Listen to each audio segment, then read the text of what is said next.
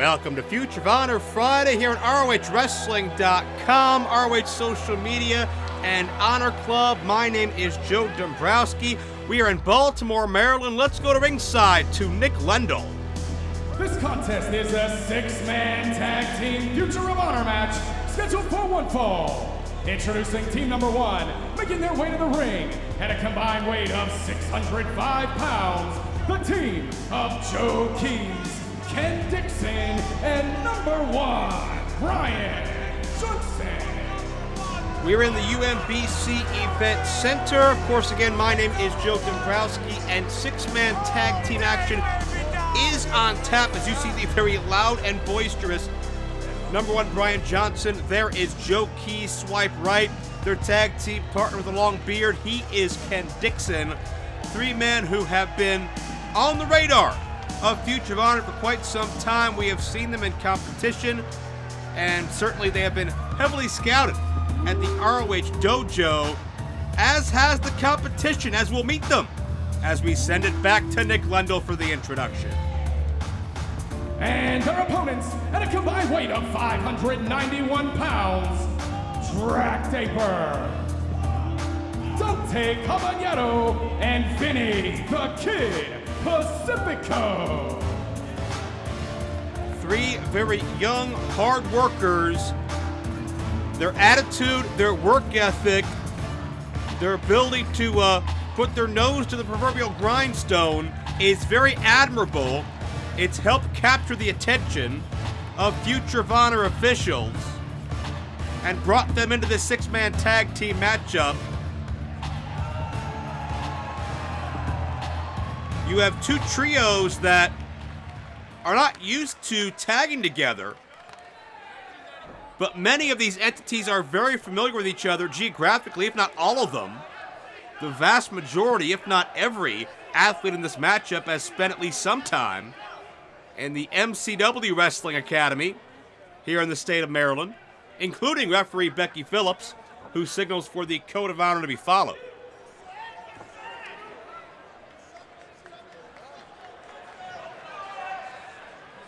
You see it's Vinny Pacifico in the foreground, Dante Caballero in the middle, and Draper in the background as far as the team on the left side of the screen.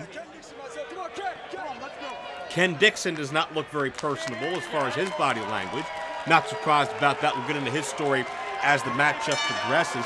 MCW Academy, one of the great affiliates of ROH, helping scout the next chapter, the next generation of Future of Honor talent. And as Bryan Danielson, very proud of the deep arm drag he's able to execute in the very early going. The level of competition has never been higher in Future of Honor. The amount of very, very talented, capable athletes that want these opportunities week to week has never been more plentiful. And they're all very, very deserving. And it should be very interesting to see who gets that spotlight, who commands that spotlight, and who makes the most of it in the coming weeks and months here on Future of Honor, as Vinny Pacifico, a 3-year pro from New York, is able to respond in kind with the arm drags. Tag in Dante Caballero. And Draper, back clean up there, gets the drop kick and a 2 count on Bryan Danielson. Danielson, a staple of Future of Honor for many months now. I think Draper maybe in that conversation as well, a natural athlete who hopefully we'll see more of. Caballero now in the ring with Dixon. Couple of men who have the MCW Championship on their resume, if I'm correct. Dixon loves to gather intelligence. He's all about his hashtag history of violence. He spent time as a defense contractor, so he's all about the calculated side of the art of war. Caballero, though, calculates an inverted atomic drop. Caballero calls himself the Pride of Puerto Rico. Nice monkey flip out of the corner.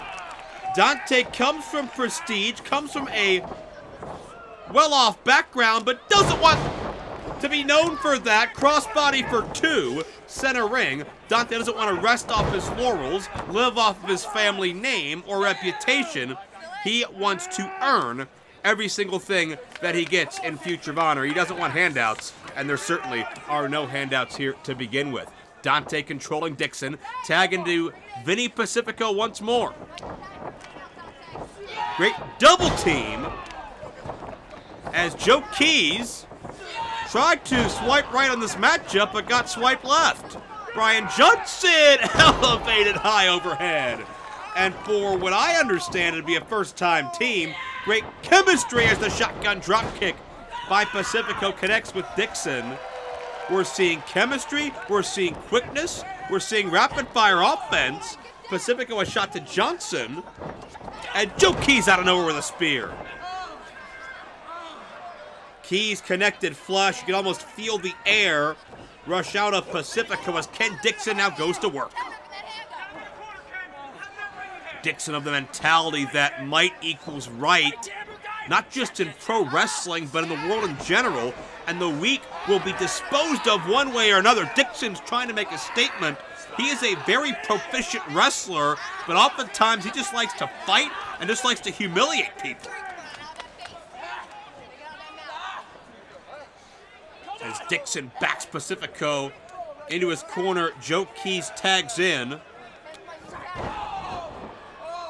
And the neutralization of Vinny Pacifico seems to begin. Keys feeling pretty good about himself at the moment. All 6 of these athletes were focused prominently and showcased and scouted at the most recent ROH Dojo camp. Of course, stay posted to ROHWrestling.com for information on the next camp that'll be taking place on a weekend in the not-too-distant future where we will be scouting talent from all over the country.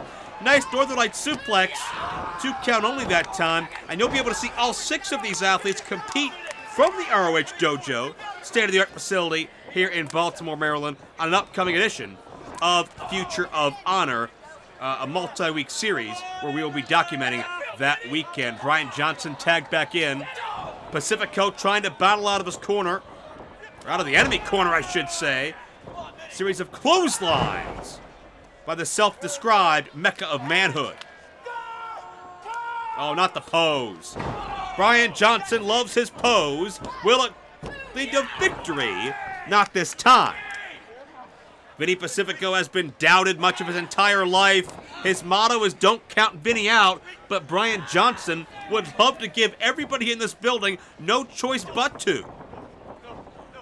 And, oh, notice Johnson maneuvered the body of Pacifico away from his corner, but it backfired. The elbow drop, nobody there. Ken Dixon tries to get involved. Pacifico pushing off all obstacles. And Joe Keys able to run interference and grab a hold of Pacifico. Vinny to his feet. Vinny the enziguri kick. Dak Draper still standing. And Dak Draper tagged in. Draper, a big guy, well put together, calls himself, or rather has been dubbed the Mile High Magnum, a natural athlete all his life. One-man flapjack to Dixon. And we're seeing what Dak Draper's capable of as he stacks up the competition, a high school wrestling champion, a man who won a punt, pass, and kick competition at the age of 8, and then he's doing all the above and then some to all 3 of the opposing team. Great springboard a moment ago, the fireman's carry countered. And check out the agility.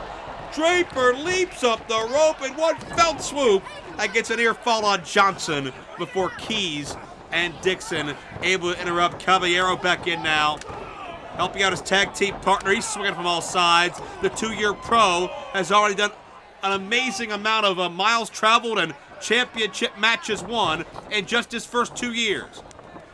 And shining bright in Future of Honor right now. Dixon and Keys collide. Caballero the spine buster. And Dixon, man, caught Caballero. That power slam, and look out! Pacifico jumps up with a DDT, bicycle kick by Johnson. They're coming at everybody from all sides, and it's Draper. The sit-out powerbomb. Oh, Johnson's out of it, and that'll do it. Here are your winners, the team of Dante Caballero, Vinny Pacifico, and Dak Draper.